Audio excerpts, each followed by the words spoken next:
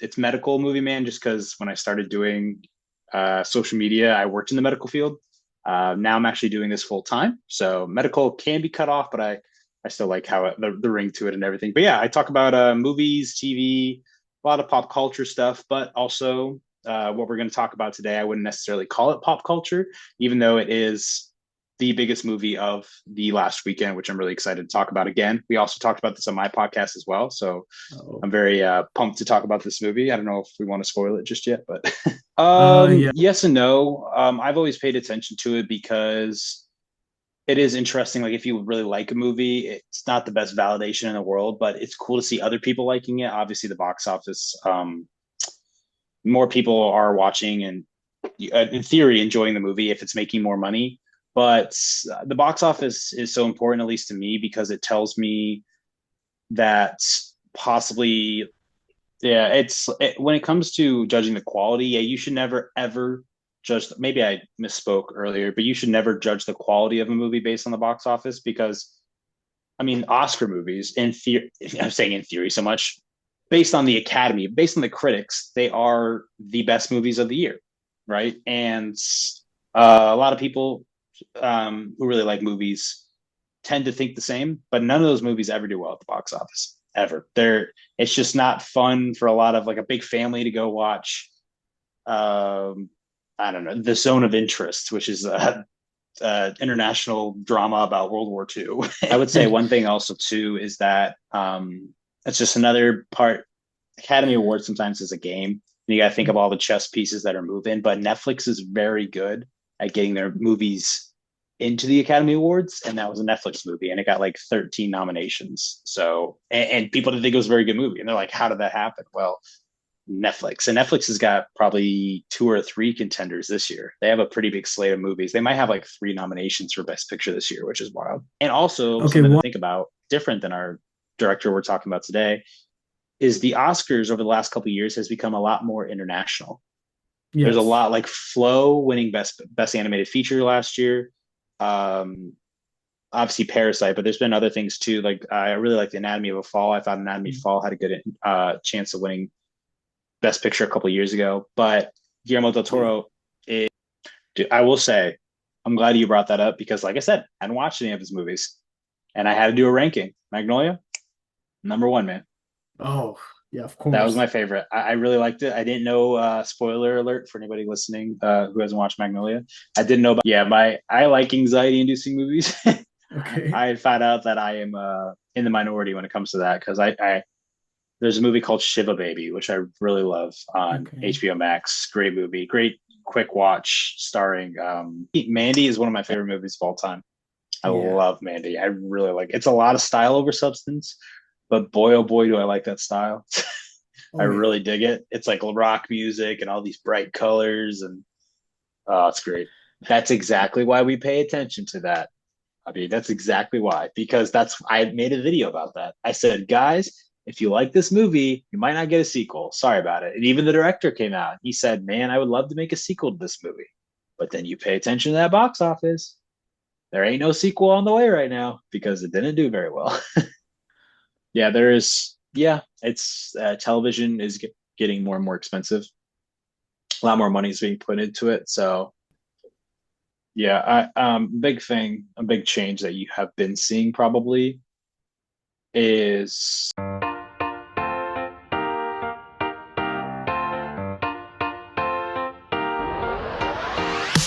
Hey everyone, this is Abhi from No-Budget Filmmaking Podcast, and here with me is Stone, also known as Movie Man. Hi. hello, Abby. It's nice to meet you, man. Appreciate you letting me jump on your podcast tonight. Yeah, absolutely. Sure, yeah. My name, like Abby said, is Stone. Is my first name. My username on multiple social platforms, TikTok, YouTube, Instagram, is Medical Movie Man. Um, it's Medical Movie Man just because when I started doing social media, I worked in the medical field.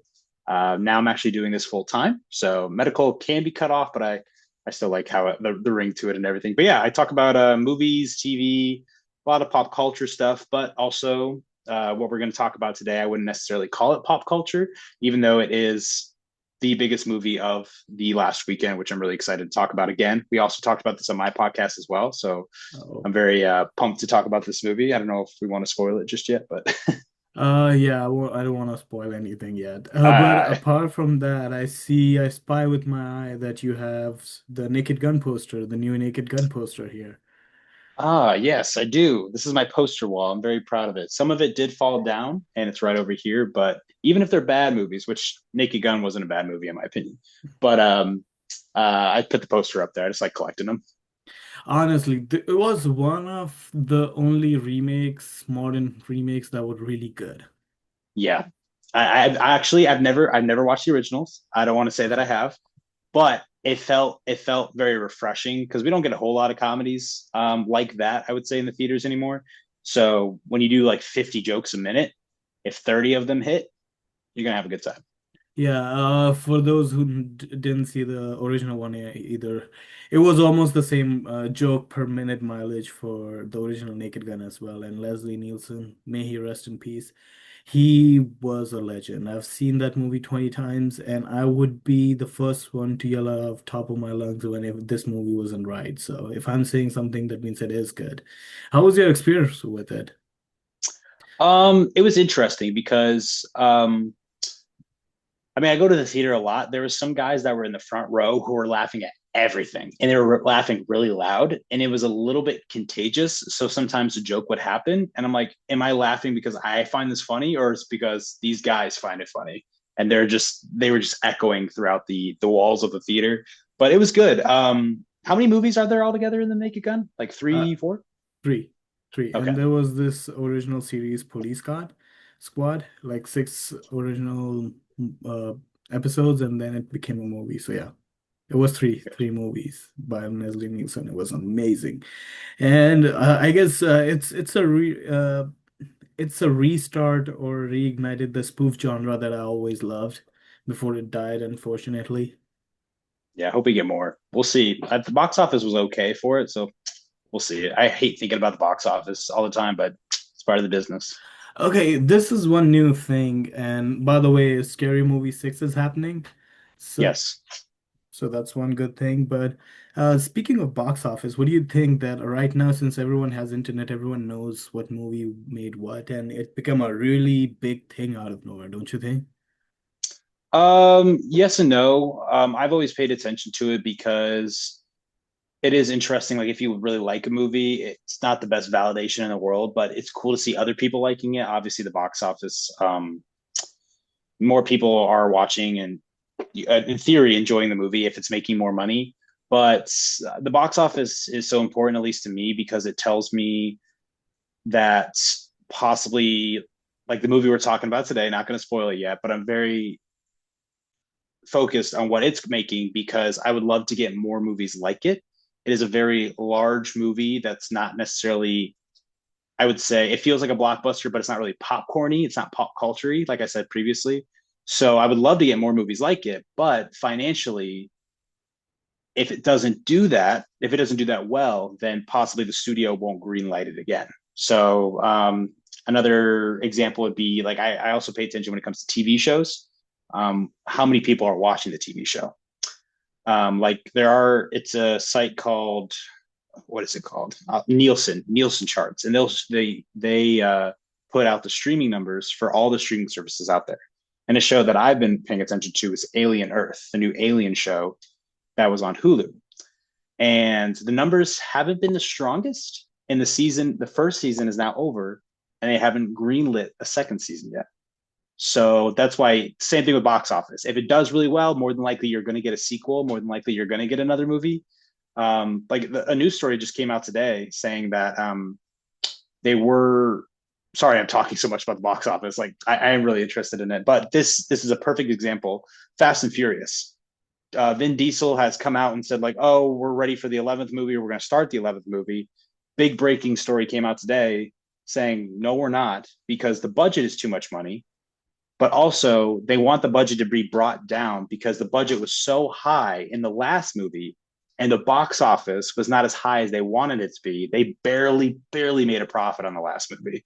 So that's why the box office is important, because if they had a higher box office, then no problem. Universal, which is the studio behind it, they would have greenlit the 11th film. But because the box office wasn't that as good as they wanted, I don't know if we'll ever get another Fast and Furious movie. So Yeah, uh, I'm not too heartbroken about it, to be honest. I, I usually watch it ironically. After like 4 and 5. Which one was Walker's last movie? 7.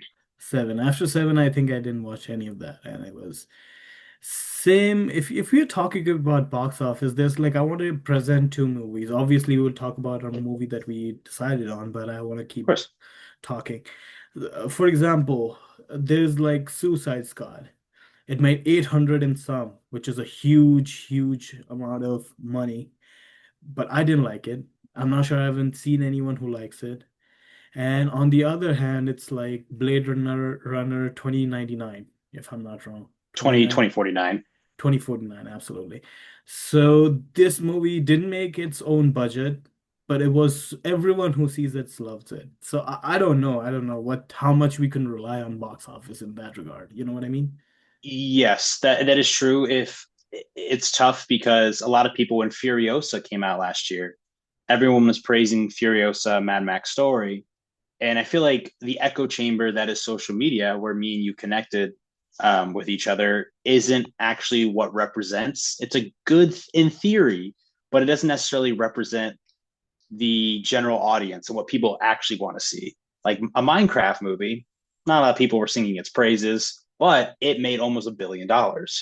So when it comes to those two movies, it's pretty interesting because like perfect examples, because Blade Runner 2049 didn't make that much money at all. And then it was a very expensive movie as well. And then you have the Suicide Squad, or not the Suicide Squad, just Suicide Squad, because the was the one that James Gunn made, did make a lot of money. So there are some other factors to look at. Using Blade Runner is really good. And the fact that I just brought up Furiosa is a pretty good comparison, because Blade Runner, the initial Blade Runner, wasn't a huge, massive hit. It was kind of a cult classic that has grown over time. And that's the same thing with Mad Max Fury Road. It was a cult classic. It didn't do huge numbers at the box office, but a lot of people liked Mad Max Fury Road. And in theory, they thought maybe Furiosa will do well because a lot of people sing the praises of Mad Max Fury Road. But unfortunately, I mean, Blade Runner, as even though it takes place in a futuristic world, there's not a lot of like action, I would say. It's a very heavy drama set in sci-fi. But with Suicide Squad, not only is it obviously a superhero movie, but it came out, I believe, in 2016, which 2016 was the highest, almost the highest of highs of that genre. So that's why it was able to. I mean, Aquaman. I mean, who thought that Aquaman was going to make $1 billion? It's just whenever superhero movies were coming out, especially in the 2010s, they were just always printing money, no matter the quality of them. I mean, Captain Marvel, but that came out around Infinity War Endgame. Captain Marvel made over $1 billion. It was just Yeah. everything was. Yeah, because it was just smacked in between in the Infinity War and Endgame, as you said. Yeah, But again, that's why I was like, and moreover, if we go about that, and I'm sorry, but technically we both are movie critics. Sometimes other factor that we want to talk about is like critics get movies wrong too most of the time. they do. Yeah, one of the things that I kind of want to mention is what's the name? Constantine. Hmm. The original Constantine. Don't you think I love the movie. I always love the movie. And The Secret Life of Walter Mitty. Have you seen that one? Yes, that's also a Rotten Tomatoes. What you're referring to, huh? It's Yeah. rotten. Secret Life of Walter Mitty. It had 2 stars on New York Times. Hmm. And I was like, did you saw the movie that I saw? Yeah, when it comes to judging the quality, yeah, you should never ever judge. Maybe I misspoke earlier, but you should never judge the quality of a movie based on the box office, because I mean, Oscar movies, in theory, I'm saying in theory so much, based on the Academy, based on the critics, they are the best movies of the year, right? And a lot of people who really like movies tend to think the same, but none of those movies ever do well at the box office, ever. It's just not fun for a lot of like a big family to go watch. Um, I don't know, The Zone of Interest, which is international drama about World War II Yeah. and Nazis killing Jews. It's not a fun thing to do, even though in technically it's a good movie. So yeah, box office, even critics. I always say when it comes to critics, find a critic that you align with when it comes to, oh, I like this movie. This critic liked this movie. Let's go to the next movie. Let's see. Oh, we have the same opinion on that as well. So I would say find a critic that matches up with your taste because nobody's going to have the same taste ever, ever. Yeah, that's absolutely right. But since you opened up about Oscar, that gives me a whole lot to talk about. With Oscars, I have seen Academy Awards for, well, for the snotty people.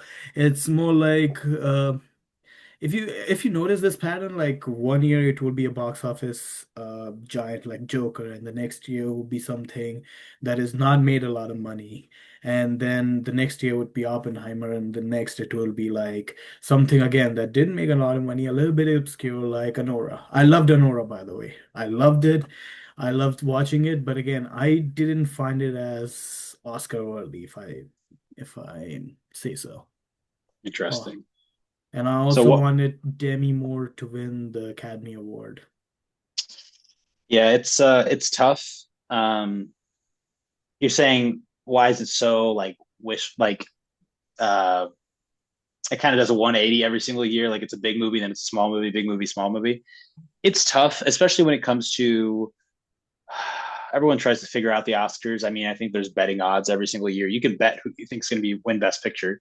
Oppenheimer was a clear favorite, but when it comes to both Oppenheimer and Anora, something that I personally would look at is the filmmakers behind them, because the thing you try to look for every single Academy year, every single Academy Award season, is a story.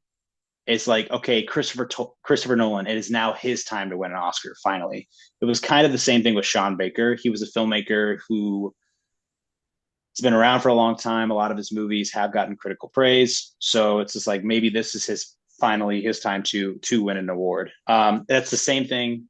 I'm not going to spoil it, but that's the same thing that might happen this year with the movie that we're talking about. This Okay. is this is a director, this is a filmmaker who has never won Best Director, who's never won Best Picture before, and it's not a super strong year. I would say there's a couple of other contenders, but there's Chloe Zhao. Chloe Zhao's already won an Oscar. Hamnet is a movie that might be contending with our topic today, but she's already won an Oscar. So I can't necessarily see her beating our filmmaker. But yeah, you got to look for the story. Demi Moore was a good story, but sometimes it's like one movie. I mean, Anora and Oppenheimer just swept, and sometimes that just happens. Like Everything Everywhere All at Once, which I love. I have it on my wall over here.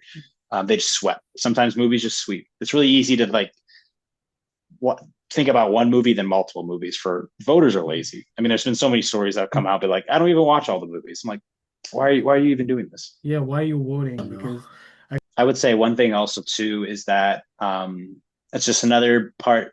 Academy Awards sometimes is a game. You got to think of all the chess pieces that are moving, but Netflix is very good at getting their movies into the Academy Awards, and that was a Netflix movie, and it got like 13 nominations. So, and people didn't think it was a very good movie, and they're like, "How did that happen?" Well, Netflix, and Netflix has got probably two or three contenders this year. They have a pretty big slate of movies. They might have like three nominations for Best Picture this year, which is wild. okay, one before we moved on to the movie, one movie that I'm really looking forward to, and I think it should get some Oscar nomination, is Guillermo del Toro's Frankenstein. Yeah, that's one of them. That's Netflix. So that does have that momentum going for it. Guillermo del Toro, also the Oscars just love him. He's won Best Picture before. So, like I said, they really pay attention to those filmmakers. They really like certain filmmakers.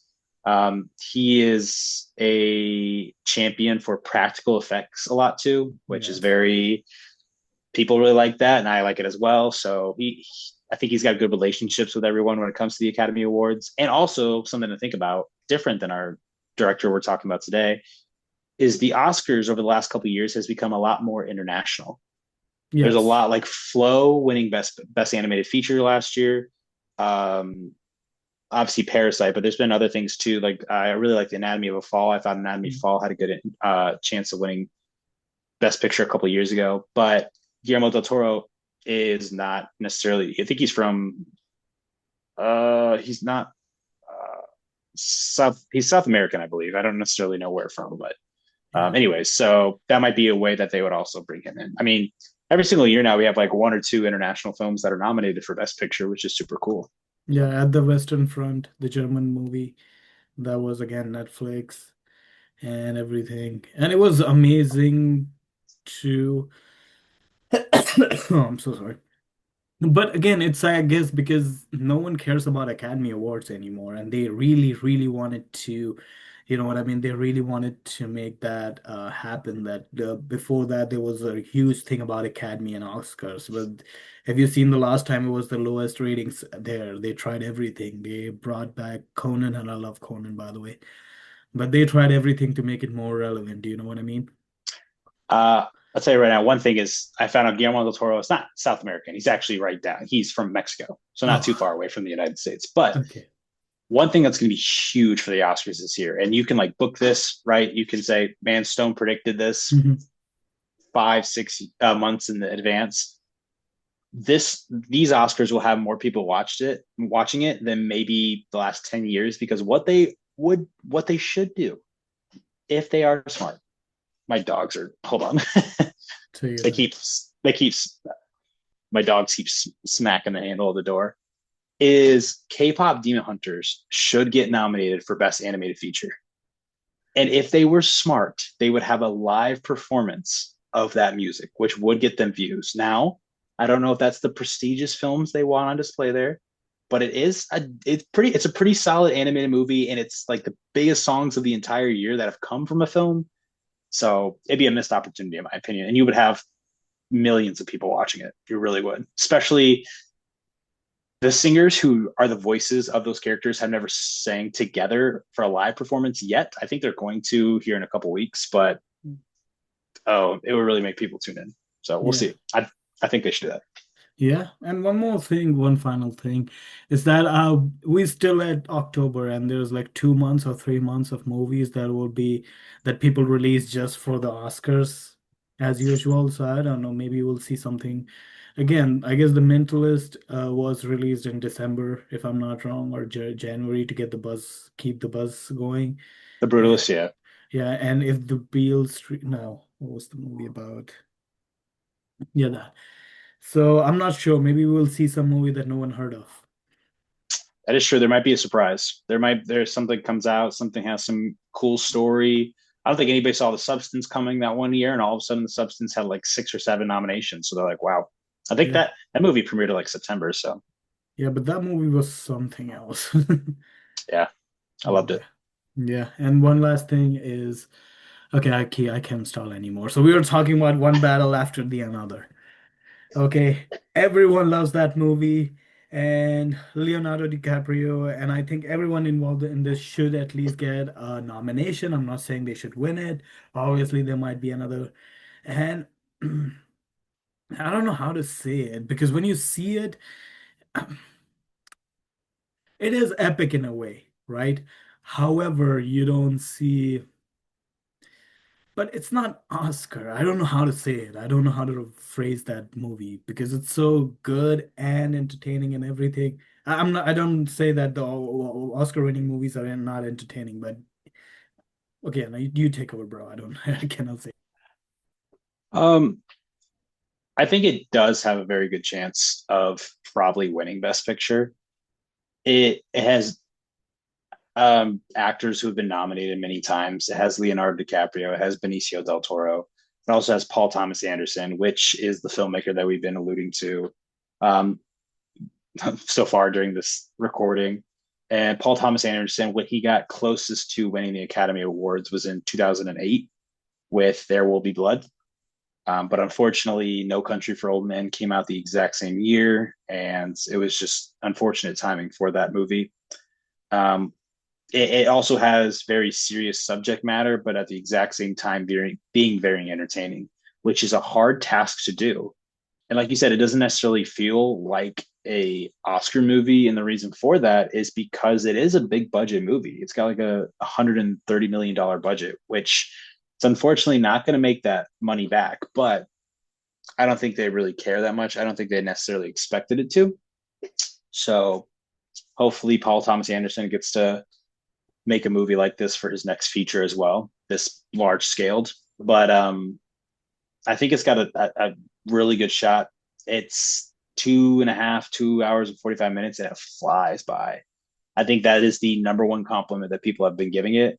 It is super, it is paced so well. And Johnny Greenwood, who does the music for it, the composing for it, who's been PTA's collaborator for many, many years, I think is a little like, dun, dun, dun, dun, like really like keeps the flow going of the movie. And I mean, it's great. I mean, like you said, everyone's been singing its praises universally. It just seems really loved, which is cool because, as I previously said, unfortunately for some people in our country, there are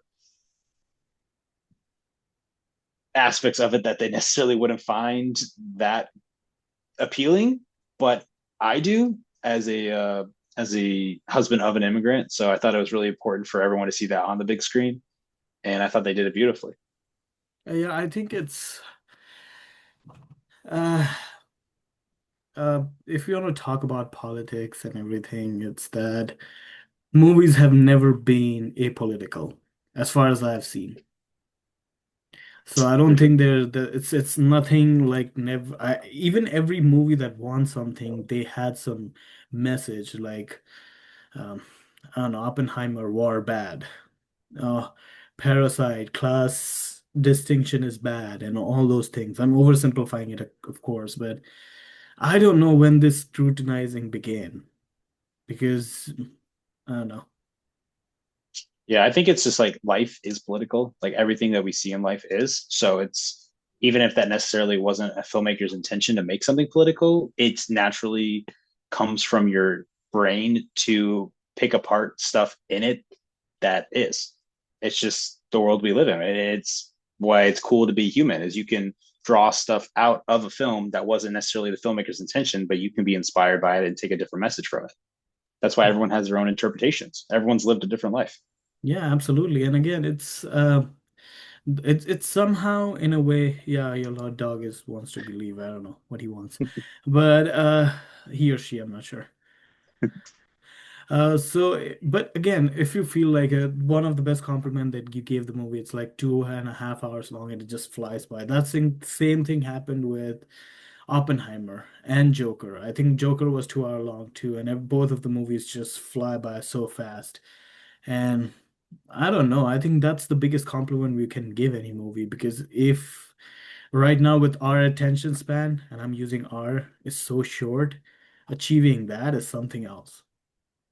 I completely agree. TikTok's not necessarily helping, even though that is my career, is making short form videos.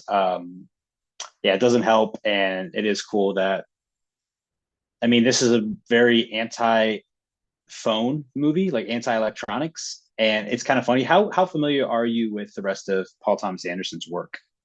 Uh, somewhat. Like I loved Magnolia. I think it was his movie. I think that's the one that put him on the map. And was it Frank? There Will Be Blood, Frank, and Phantom Thread, and I'm missing a whole bunch of it, but I think I've seen him. Well, it's not. He doesn't actually have too many movies, which is good because Mm. I had actually never watched a Paul Thomas Anderson movie. I know, Oh. I know. I'm trying to be. I say I'm a movie guy, and then I get on here and I say that. So, but for my podcast last week, I knew that we had planned a Paul Thomas Anderson ranking, so I watched every single one of his films in about 4 days. I would say it wasn't too much. I mean, his films are long. Magnolia, like you said, it's like 3 hours long. This movie, like 3 hours long. I believe he only has 10 movies now. And something that's very interesting, two things that are very different in this movie um, than the rest of his filmography is one, it is set in a modern day. That doesn't necessarily happen a whole lot. Magnolia does, but you mentioned There Will Be Blood, it's not set in modern times. Phantom Thread, not set in modern times. He has, I mean, you could use and more so his most recent movies, which is like Licorice Pizza, Inherent Vice. Um, that might be the only examples. He doesn't have that many films. The Master as well is not set in modern times, but so that's one thing that's really different. But like it does feel like a blockbuster at times. Like there's a lot going on. There's like people escaping the police and jumping from rooftops. That is so different than anything that Paul Thomas Anderson has done because like his staple, what he's comfortable, not necessarily comfortable with, because obviously he has done something different now. What we are used to now as his audience is a bunch of people sitting and talking, which this movie has that, but it's more like upbeat. It's more exciting. And more than any of his other films, there's a lot more humor in this, which was really effective. Yeah, it's more, I would say, dynamic. Even they talk, they don't talk at the same spot. It's just like they're moving all the time. And I love the character take that Leonardo DiCaprio took and just make him a bumbling I would not say fool, but he's bumbling most of the time, and it's so amazing. It's so intriguing to watch. Yeah, But it's a very interesting character for him, but he nails it. He's great in it. yeah, like almost everything else he's in. But it's if we talk about Magnolia, it's one of those movies. It's like you can watch it endlessly. Dude, I will say, I'm glad you brought that up because, like I said, I hadn't watched any of his movies, and I had to do a ranking. Magnolia, number one, man.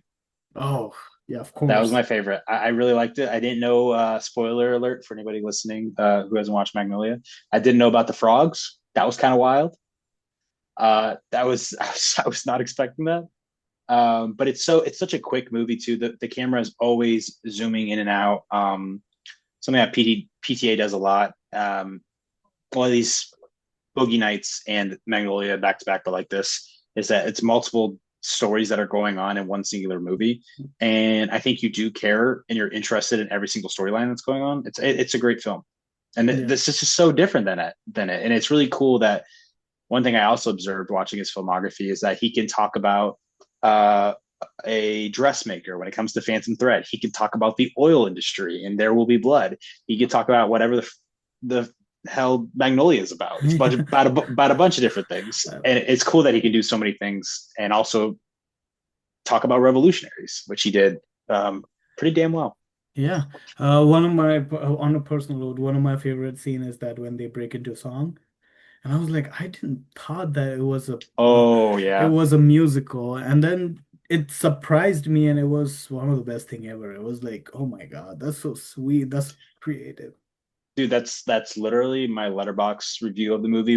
That's one of the most interesting because a lot of times you can kind of count that as exposition. I hate exposition in movies. Like, let me tell you what I'm feeling rather than showing you what I'm feeling. I hate that.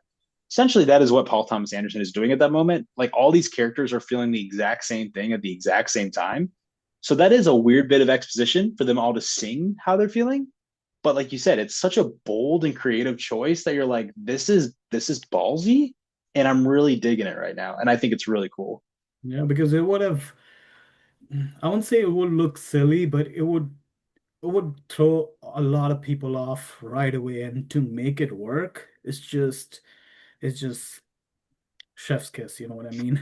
Yeah, it's also the fact he does it like 2 hours into the movie. That's like the end of the second act.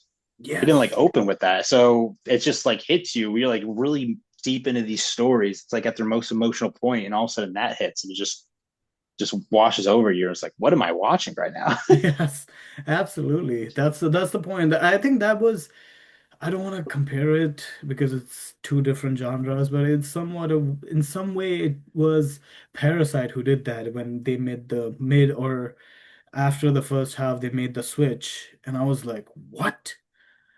It You're suddenly talking became about a when you find out what's in the basement. yes. Yeah, yeah, that was a good plot twist. Yeah, I didn't see it coming and it was just so yeah, that's why I kind of love the Asian movies because the change of genre doesn't feel jarring and the tonal tones doesn't feel jarring either. Yeah, Bong Joon-ho, his movies always have like a dark humor to it, and that kind of like really added. It was just perfect. It fell right in line with his other films. I watched. What did I watch from him? I've been trying to. I still have a little bit of his filmography left. Do I have anything actually left? Oh, I do have some movies, but I watched a lot of his movies this year as well. Yeah, Mickey 17. I watched Mickey 17, but his older movies, Memories of Murder, great Okay. movie, and then The Host. I really like The Host. Oh, I haven't seen the last two that you mentioned. I've seen Snowpiercer, Oh Parasite, yeah, yep. and Mickey 17, unfortunately, but yeah. I think that the only movies I haven't watched by him is Mother. I've heard Mother's very great, and then there's his first film, which I believe is Barking Dogs Never Bite. But Hmm. besides that, I've seen six of his films now. So, Oh, that's do you ever really get around cool. to watching Okja? I've seen the trailer, but I haven't watched it. Like I said, it's so much dark humor because it's really strange to see like a CGI pig walking around and to really care for it. But then I mean, I'm not trying to spoil anything, but the end of the movie is brutal to watch, and that's just what he does. It's dark humor is the two perfect words to describe Bong Joon-ho. Yeah, it's dark humor and uh well, correct me if I'm wrong. It's mostly class divisions, 100%. human drama, and one subtle theme that he puts in, sometimes not so subtle, is like animal rights. I Yeah, think that I mean was, that's Okja, man. yeah, that's heavily present in Oakchan. It was heavily present in Mickey 17. Yep. Mickey 17 felt like Okja, maybe a little bit of Snowpiercer mixed in with the two, like all the higher up, like wealthy people looking down on and just using the weak and the poor. Yeah, and that's one of the things that I was like, it's interesting. It's interesting, but if you look at Bong Joon-ho movie or Paul Thomas Anderson movie, and one of my friend, Movie Shark, he's also a social media movie guy. Oh, He, that's he hosts the podcast with me, man. I don't know if you know that or not. oh, I didn't know that. Connor, yeah, Oh, that's you my know buddy Connor? Connor. Yeah, Yeah, I just had a podcast with him. We talked about Superman and Thunderbolts. yeah. He's my podcast co-host. Oh, that's so amazing. And Yorgos Lanthimos movies, and all of the directors, like the moment you open up their movie, 2 minutes and you know it's their movie, and that's what I love about most of them, honestly. Yeah, it's Paul Thomas Anderson's is like I don't know about this one though. I guess this movie more than his other films really has like I would say a prologue. Like there's about 25 minutes of just a separate story that's in the past, obviously with Tiana Taylor and Mm. Leonardo DiCaprio and her ratting them out. Spoiler. I mean, that's at the beginning of the movie. But it's like it feels like it's just a chapter of an epic. I think you used the word epic when you were first describing this thing, and I think that's a perfect word to describe it. Yeah, that'd be interesting. It's my first time visiting PTA, so maybe that's necessarily not something I was looking for. Was how quickly can I decipher like stick? How quickly can it stick out to me that this is his movie? Um, I don't know. To be Yeah. something to look for on my rewatches. Have you seen Punch Drunk Love? Yep, I have. I've seen them all. I mean, that's Yeah, PTA. I've watched them all now. and he is like one of the best thing. I think he showed the world that he can take basically any actor and make you love them again. Even though I don't hate Adam Sandler, by the way, I love his movies. I laugh, even though critically it's always panned for some reason, but I laugh at it, so I don't know. My wife laughs at it too, so don't worry. Yeah. And okay, a little bit I want to move forward from one battle after the another, but I haven't seen the Smashing Machine. Have you? I have seen the Smashing Machine. Uh, I don't want to spoil anything, but before you watch it, I don't know. It'd be tough because the Smashing Machine was inspired by a documentary that came out in 2002. That's now on YouTube. You can watch it. It's about the real life wrestler or real life MMA fighter, Mark Kerr. And it's called the Smashing Machine. Like this is directly what this movie was inspired from. And I watched that before I watched the Smashing Machine, and it's just an interesting watch. That's what I'll say. I wish I could judge this new movie without thinking about the documentary, but I can't. Um, so that's up to you if you want to watch the documentary beforehand. But it's free on YouTube, I think. But it was solid. I thought Dwayne was um, he fit who Mark Kerr was and his vulnerability really well.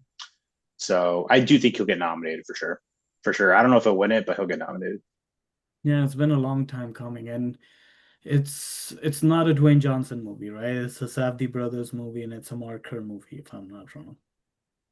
Well, it is Benny Safdie directed it. Oh, His brother Josh Safdie is directing. Uh, hold on. It's a ping pong movie with Timothy Chalamet. I don't know why I'm forgetting the name of it right now. Um, I don't know why I'm thinking Billy Madison. That's I've got Adam Sandler on the brain right now. Marty Supreme. Marty Supreme. I didn't even look it up. It came to me. Marty Supreme. So I think these are the first movies that they've directed when they haven't been directing as like a brother duo. It's really interesting that they're both choosing like sport biopics too.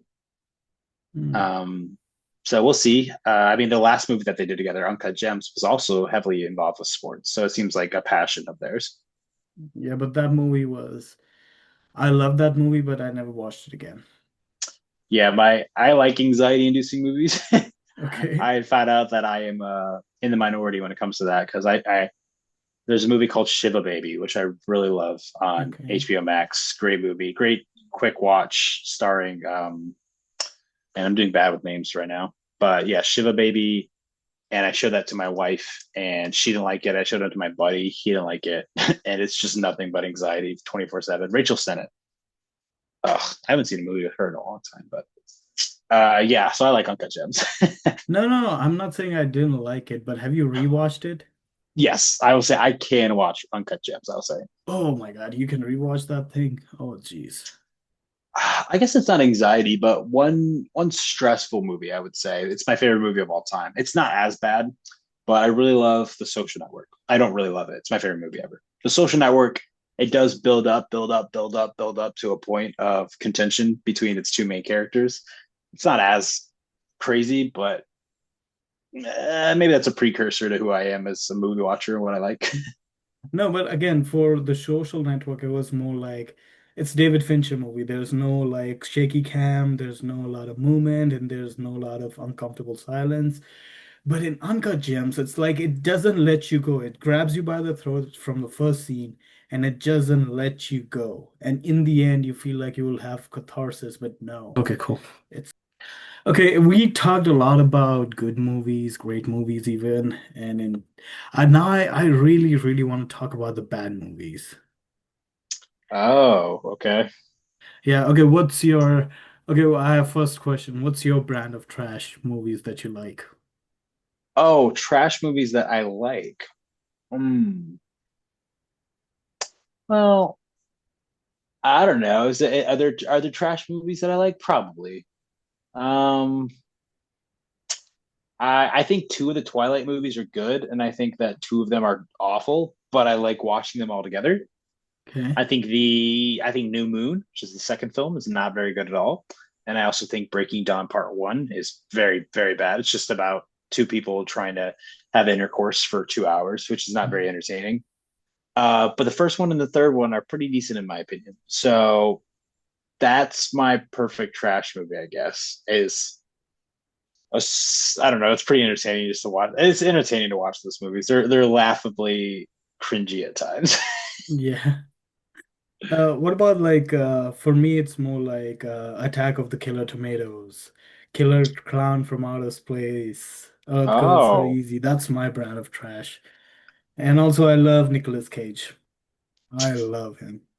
oh, you our other. I mean, we already talked about Connor a little bit. Our other podcast host, co-host, which is Dan, Real Takes is his username on all platforms. He loves himself some Nicolas Cage, Yeah. and we watched this movie together called Between Worlds. He really wanted to watch it because I think he would define it as a laughably bad movie. And I'll never forget it. I still have the recording on my phone, but there was a scene that they accidentally left in the movie. It's like 2 seconds long, but it comes out of nowhere and then it just leaves. And I'll never forget that moment where I when I saw that, and I still have it on my phone, and I send it to him every now and then. But Nicolas Cage, that's a good one for some laughably bad movies, I would say probably. Yeah, but I don't know why I love the guy either way because he doesn't ham. No, he gives it his all. Whatever he's casting, he will give it 110%. Whether it's good, it's bad, it's up to you, I guess, or the director. No, but again, I was looking at a video. I was watching a video essay about him. It's more like he is not okay. For example, he did some awful trash movies that are not even like 0% Rotten Tomato. But he also gave some of the best Rotten Tomato review movies like Dream Scenario and Pig and everything. And most of the time, you f forget that he's even acting. So I don't know. He just needs to select his projects better. I think it's he might have just a bad habit. Like he just needs money.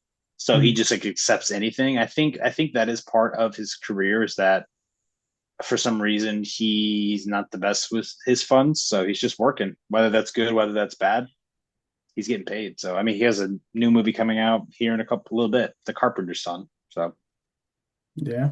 What's the recent one have you watched? recent laughably bad movie. Any Nicolas Cage movie, recent one. Oh, what is the most recent Nicolas Cage movie that I have watched? Interesting question. Let me go to his filmography real quick. Okay. I can name like Dream Scenario, Long Legs. I've watched those, but I'm wondering if I've watched anything more recently. Well, one movie, if you have not watched it, it's one of my. Oh, you know what I actually watched recently? This is funny because I actually did record a clip of this movie and send it again to my buddy who loves Mhm. Nicolas Cage. Is I've been trying to go through DreamWorks animated movies, Mhm. and he voices the main character in the Croods movies. Oh yeah. So he is also giving it 150% in that film as well, in those films. So very entertaining. Yeah. Again, I love the guy. Everyone who loves movies, I'm making a generality, but everyone loves who loves movies loves Nicolas Cage for some reason. I don't know why. I think they just love his effort. It's like he's a good actor, but you also know that he doesn't really care what anybody thinks of him. He's not trying to be too um, prestigious, too high on himself, too pretentious. That's the word I was looking for. He's just a man who likes acting, no matter what it's in. Yeah, acting in movies, and that's one of the best thing about him. Mm-hmm. And the movie that made me his fan was funny enough, Vampire's Kiss. How I watched Vampire? I think I have watched Vampire's Kiss. Oh yeah, yeah, yeah. That's the one where he thinks he's being turned into a vampire. We talked about that on our podcast. Yeah, it's a good Oh one. my God, that was like for my child brain, it was like this is the best acting ever. I don't know why. Yeah, I was very entertained by that movie. He's worked with so many directors too. I mean, he's worked with, Martin Scorsese, Brian De Palma, um, Wait, what? uh, Spike Jonze. Yeah, I believe he's worked with Brian De Palma. No, my bad, John Woo. John Woo. Hmm. What Uh, Martin Scorsese movie he's in? he was in a movie that we covered on our podcast called Bringing Out the Dead. It's a film about a EMT driver, a paramedic actually, in New York City, and the chaos that unfolds because of the chaotic nature of that city. Hmm. So it's good though. I mean, he's Hmm. also worked with David Lynch, Hmm. like I said, John Woo. I mean, he's worked with a lot of guys. I feel like a lot of people really like Nicolas Cage. Yeah, Coen brothers. I think it was David Lynch that called him the jazz musician of actors. Oh, okay, yeah, and the Coen brothers, yeah, Raising Arizona. That's what I was forgetting about. Yeah, but David Lynch called him the jazz musician of acting, and I think it's perfectly fits Nicolas Cage. I like that. Yeah, and he was in Mandy. He's in a lot Dude, of movies. Mandy is one of my favorite movies of all time. I Yeah. love Mandy. I really like it. It's a lot of style over substance, but boy, oh boy, do I like that style. I Oh yeah. really dig it. It's like rock music and all these bright colors, and oh, it's great. Yeah. Okay.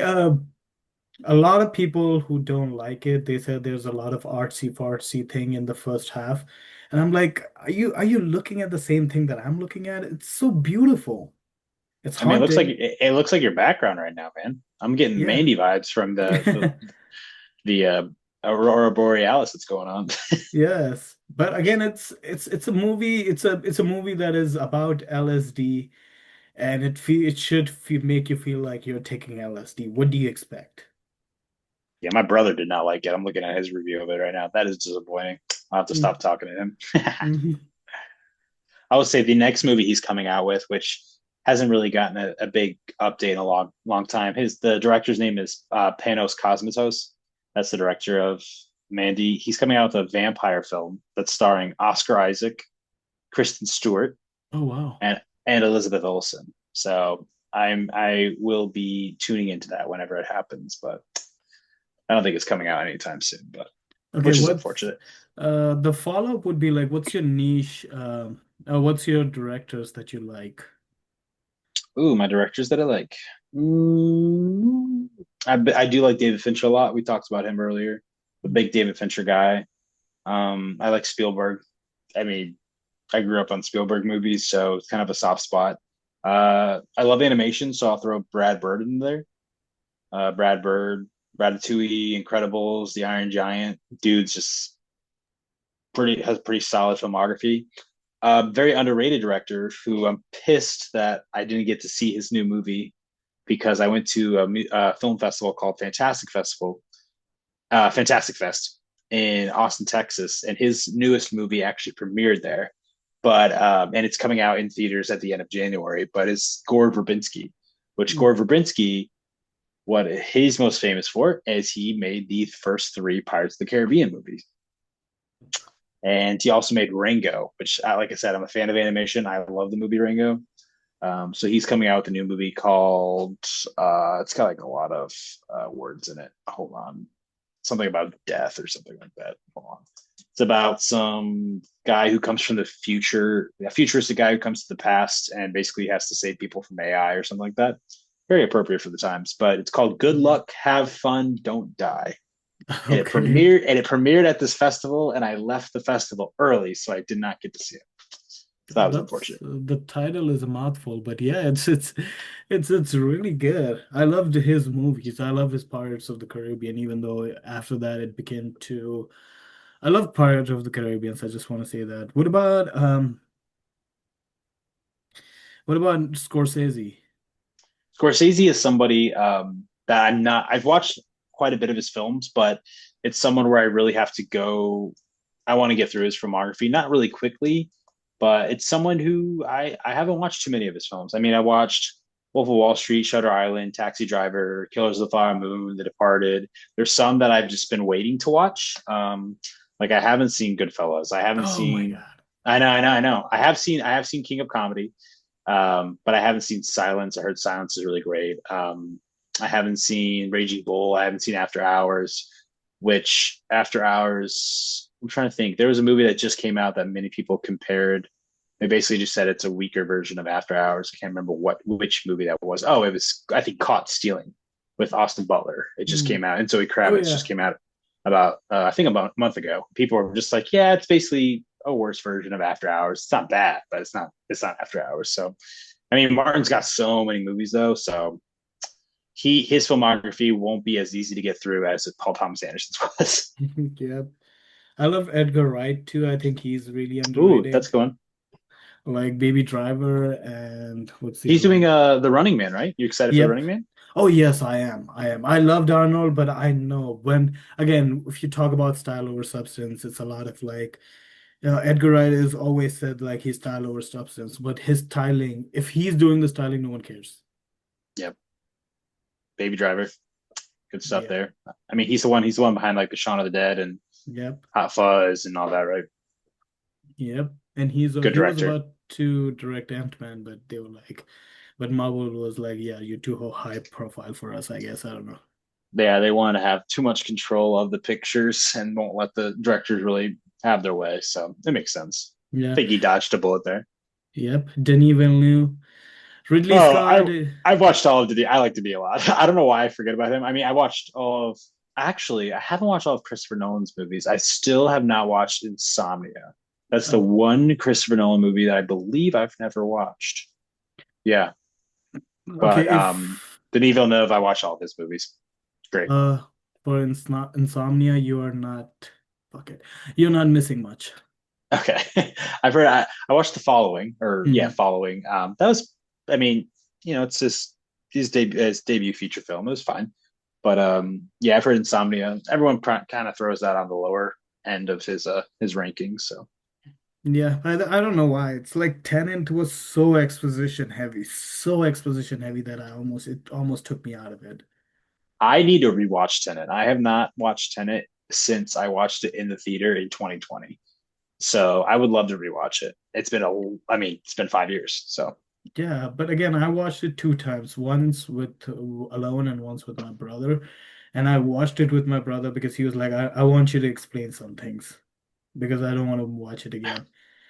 And same thing with his Dunkirk. I don't know why. There's like, I don't know. When he I really gets like too, Dunkirk. oh, you're gonna make me yawn too. No, sorry. I don't know. When he gets more pretentious, it shows, and it makes it drops the quality of his movies. Does that make sense to you? um, did you like Oppenheimer?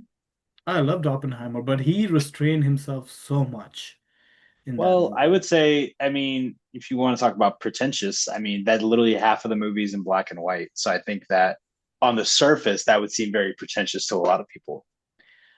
Yeah, but if you watch his first movie, Memento, it was the exact same thing. Half movie was in black and white, and half is was in the color. So if Yeah, it's a little bit. I said I know one storyline's going backwards, but yeah, you are right though. Yeah, Yeah, I think it was like he went back to basics, what he loves, because apart from all his amazing movies like Inception, Dark Knight, I think the smartest one of his movies was Memento. It was the yeah. smartest movie ever. I know a lot of people have it up there, which is crazy because I think that was just I think that was the second film, which is wild because I think Insomnia came out after that. Um, but the thing about Nolan is if you look at all of his movies, the running theme throughout all of them is he likes manipulating time. He likes Mhm. doing some wonky things with time. I mean, that's what Dunkirk is. The whole this one chapter takes place in a week, this one chapter takes place in a day, and this chapter takes place in an hour. That's such a strange idea. I mean, Tenet just feels like all of like let me just go crazy with the time. But I mean, Inception, Interstellar, Oppenheimer, it's all about time. So I'm curious what the Odyssey's if he's going to do anything like that with the Odyssey. We'll see. But I guess the Batman trilogy, does he do anything with time? Not necessarily there. But even the Prestige, a lot of it is some of it's in the present, but a lot of it's in the past. It doesn't necessarily tell one cohesive narrative, I would say, the entire time. So Yeah, even the Batman Begins, it has like two storyline going at the same time. yeah, I guess you say that too. Yeah. Yeah, but again, it's more like I don't know how to say it, but Odyssey, I haven't read the original book, so I don't know what he's gonna do with it, but I'm 100% sure he will try to have at least two or three stories at the same time. I'm not sure, but We'll see. We will see. Did you get tickets when they went on sale like a year in advance? no, no. I didn't know this, but my brother surprised me. He said he got me some. And I was like, that's Oh, cool. oh, you're lucky, brother. But again, it's if you were talking about directors, there's this one. What about Michael Bay? Michael Bay. I dug Arm. I haven't watched all of his movies to be honest, and I haven't unfortunately watched. Honestly, Transformers: Dark of the Moon isn't too bad. But I haven't seen all Michael Bay's films, but I mean, I have seen Armageddon. I do like Armageddon. It's cheesy and fun sometimes. Uh, but he's a director. I haven't seen too much of his movies, but besides Revenge of the Fallen, I mean, and the his Transformers movies really go downhill, but towards the end there. It's funny because Maybe you did. It happened. Your taste changes. I mean, that first Transformers film though was very nostalgic for me. I watched that. I had it on DVD. I watched that thing on repeat yeah. growing up. Have you seen the Transformer one? I have seen Transformers one. I thought it was really good. It's cool. Yeah, well, again, with if we are tying it to the first thing you said, the box office didn't help it. That's exactly why we pay attention to that. I mean, that's exactly why, because that's I made a video about that. I said, guys, if you like this movie, you might not get a sequel. Sorry about it. And even the director came out. He said, man, I would love to make a sequel to this movie. But then you pay attention to that box office. There ain't no sequel on the way right now because it didn't do very well. Yep. And again, I think we're losing a lot of. I think the with one battle after the. I think the superhero fatigue is real because this is the first time in 2025 since like 2000. I don't know what year was it, but it is the only year where a superhero movie didn't make more than 700 or 600 or something. Yeah, it's rough. I'm scared for Marvel. I don't know if Doomsday doesn't do well, which it probably will, but Doomsday doesn't do well, then they're going to be worrying. Let me tell you that. They're going to be nervous. But They I got think, nothing else. yeah, but they are rebooting the whole universe after Secret Wars, if I'm not wrong, right? Yeah, well, hopefully that works for them because I'm worried they ain't got nothing else going on. I mean, if you look at the top grossing movies of the year, they're trying to figure it out because maybe it's live action remakes because Lilo and Stitch is the highest grossing movie of the entire year at the US box office. But then Snow White didn't do well. So which live action remakes did we do? A lot of people are thinking video games now with Minecraft. It's a possibility. We'll see. But you have two huge anomalies. I don't know if they're anomalies. I think this might be the direction that maybe audiences are wanting to go. But Sinners and Weapons, two Hmm. big original horror movies that did really, really well at the box office. Weapons did incredibly well. Okay, and I want to. It's a personal thing, and I want it to happen. I think anime movies and anime live action will pick up steam. I think that's just the best thing because if you have you seen the box office collection of the new Demon Slayer movie? I have. And it's almost 600. So I was like, okay, and the movie was in 20 million. Yeah, I'm trust me, I'm very much paying attention to that. It's going to be interesting because you're going to have all these American studios because obviously it was a Japanese made film. Um, that are going to be like, okay, how do we bring anime and make anime in the United States? Because obviously it's very popular. But the Demon Slayer, I don't watch anime that much. I want to. I've watched like one anime film. I'm not watching anything Studio Ghibli. I want to sit down. I was just talking about this with my wife yesterday. I went to Epcot yesterday at Okay. Disney World, and I was looking around in the Japan section of Epcot at all the Studio Ghibli stuff, and I was like, I can't buy any of it yet because I haven't watched the movies. I just have to be in the right mental space to watch certain movies. But anyways, the thing about Demon Slayer is I know that it's been a manga and it's been a show for a very long time. So it's all this build up to this. I believe this is like the grand finale of the Yeah, series, this is the is what they're final arc. right. So I don't think that Hollywood's going to be as intelligent to realize that. And they're going to be like, oh, people just love anime. So if they try to come up with their own anime and they put it out there and it doesn't do well, well, they're like, oh, I guess we were wrong. But like, no, it's not that people they do like anime, but there's also story there. There's characters that people have followed for a very, very long time. You can't just if it looks this way, people are gonna like it. It's a cheap way of doing it. Which, speaking of cheap, that movie did not have a high budget. That's also something I look at when it comes to the box office. How big the budget is compared to how much money the movie made. That's the thing about when we were talking about the Fast and Furious movies. Their budget is just so big that even if they make 700 million, it doesn't matter because they had a budget of like 400 million. Hmm. But Demon Slayer, I don't know what the working conditions are like in Japan. There's a little iffy news stories that came out when Godzilla minus one Hmm. was like, oh, Godzilla minus one was only made for $10 million. That's insane. And everyone's like, well, it's because they don't pay their workers that well. So, but I think Demon Slayer was like $30 million budget, which is impressive, but hopefully everyone's getting paid okay. Uh, okay, I just want to say one thing. I have a bunch of Japanese friends. They have a word for people who die because of overwork. Hmm. It's that common. And guess I what most people's profession are? animator? Yes. That is interesting. That's something I might look into. Wow, Yeah. that is sad. They Rough. sometimes work for 12 hours straight for without even a weekend off. So, It makes uh, sense because I mean, anime is so big over there. You can only think of how many animated. They probably have way more animators in Japan. I mean, even the I'm assuming I don't know how much smaller, but it is a smaller population size than the United States. it's It 100 something million. but even then, there's probably way more animators than there are in the United States. There's way more emphasis on animation, way more acceptance of animation over there than there is here. Yep, and moreover, it's like we are, as you say, as you refer to nostalgia, right? Or nostalgia, right? It's 2D. Anime is Yeah, 2D. yeah, and I really like that. And I'm curious. I also clocked that as well. I'm wondering if Hollywood and the United States will be a little bit more open to doing 2D animation. You know what I think they're gonna do?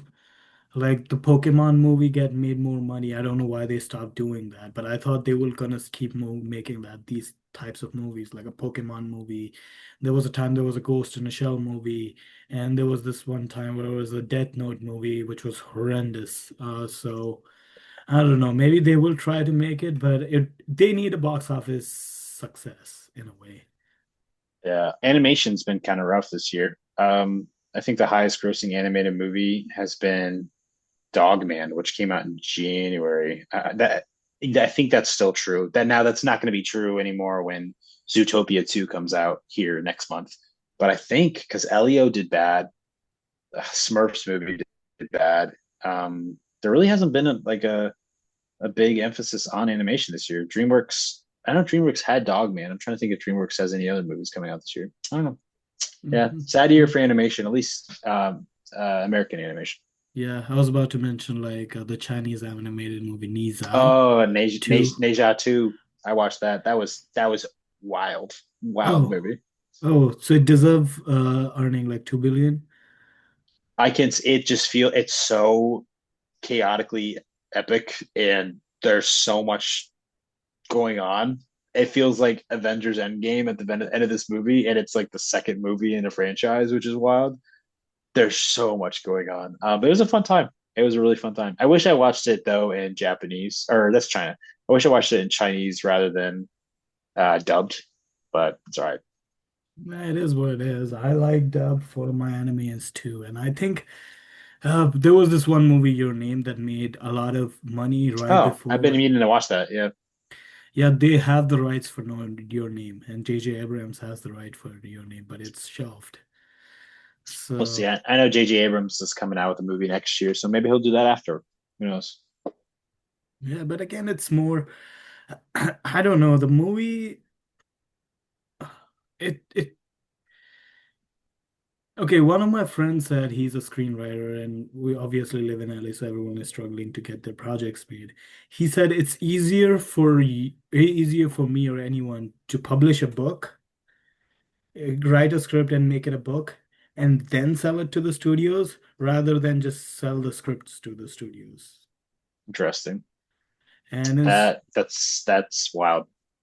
because they think there's an IP and they have some, like no one wants to take risk anymore. I don't know. That makes sense. That makes complete sense. Unfortunately. No, but if you think about the early 2000 or even ever since the movie began, do you really think we'll see another Matrix here? I mean, it depends. Like, I hope, like, we're talking about, what is Hollywood learning from the successes of this year? Like, when it comes to Demon Slayer, when it comes to Neisha 2, like I said, Sinners and Weapons were big box office successes, and they were original stories. Technically, even though it was inspired by a very popular international sport, F1 was an original movie, and it made like $600 million worldwide. So Mhm. there have been three pretty huge successes of original films. So if you get the right filmmakers behind them, if you have the right movie stars behind them, I mean, One Battle After Another was an original movie, I believe. So I know it was like very much inspired by a book, but it's definitely original because it takes place in modern day. But um, we'll see. I mean, unfortunately, One Battle After Another is a huge box office success, but it's decent. It opened at number one, so I think it will, word of mouth can help it. I'm not sure, we'll see. but my rebuttal to your statement would be like, you said F1 made a lot of money, but so does Jurassic Park.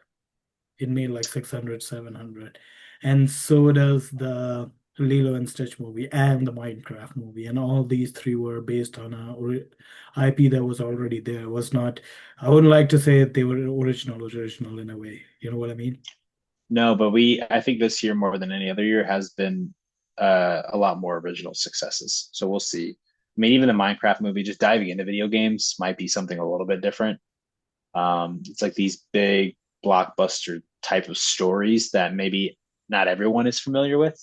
Like I know we're getting a Death Stranding movie. I've never played the game Death Stranding, but I know that we're eventually getting that from A24. I know also A24 is making an Elden Ring movie directed Hmm. by Alex Garland. So I think video games is going to be a big thing. I mean, we talked about weapons. Zach Kreger Mhm. is making a Resident Evil movie that's coming out next year. What? Yes, it will be coming out in September of next year. They're actively casting people for it right now. Oh, that's amazing. He, Have you seen the original ones? I've only seen the first one, No. so I have only seen the first one. Yeah, it went downhill from the first one, so but That's what yeah. I heard. I heard they don't follow the games too closely. But on the other hand, if I'm seeing it right from the last 4 or 5 years, it's like a lot of TV show became more mainstream than the movie sometimes. And the budget and the difference between the TV show and movie blurred.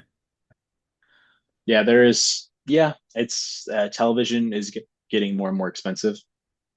A lot more money is being put into it, so there's a lot of different screens out there that are competing for your time. We'll say. Okay, what do you think about streaming? What do I think about streaming? It's a good and a bad thing. Um, it's counterproductive in a way because streaming has dampened the prestigiousness of movies. They're more so looked at content rather than actual pieces of art because they're easily accessible to you. But when it comes to a lot of streaming services, especially Netflix, and this is something that I've been preaching to my podcast co-host a whole lot.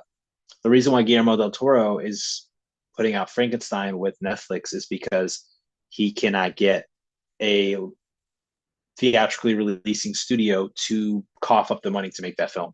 And he's even come out and said that there are certain projects like no one, I don't know how expensive that movie is, but it's probably, if I could guess, $100 million maybe to produce that movie. There's not a studio that's just going to cough up $100 million for him. So he goes with Netflix. The same thing we talked about. I really like David Fincher. David Fincher is a very expensive filmmaker, and he has been Netflix's buddy for the last like 7, 8, 9 years. So I'm glad that these filmmakers, glad these artists are finding different routes to get their projects out there. But maybe if streaming was eliminated altogether, if it wasn't a thing, it wouldn't have needed to happen in the first place. But yeah, I hate movies being called content. Like, oh, what? Look at all this content on my Netflix account. Like, no, that's somebody who slaved away for 2 to 3 to 4 to 5, 6 years of a single idea, putting the pieces together for something that is so convenient to you now. Yeah, and if we talk about streaming service itself, the way they began, I think we came full circle with that. Like cable was like it's expensive, it's episodic and everything. And streaming service began like, okay, it's cheap, it's not episodic, you can binge watch it and everything, right?